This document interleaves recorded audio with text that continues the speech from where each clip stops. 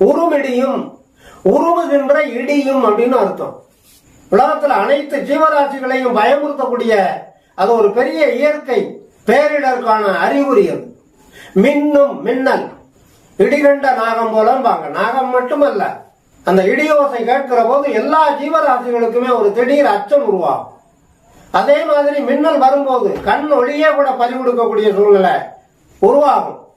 அதனால மின்னலை யாரும் நேரடியா பார்க்க முடியாது. இதெல்லாம் இயற்கை பேரிடர்களுடைய அறிகுறிகள். மிகையான பூதம், பஞ்சபூதம் சொல்றோம்ல, பிருத்திவி, அப்பு, தேயு, வாயு, ஆகாயம், ஐம்பூதம். இந்த உலக இயக்கமே ஐம்பூதத்தால தான் இருக்கு.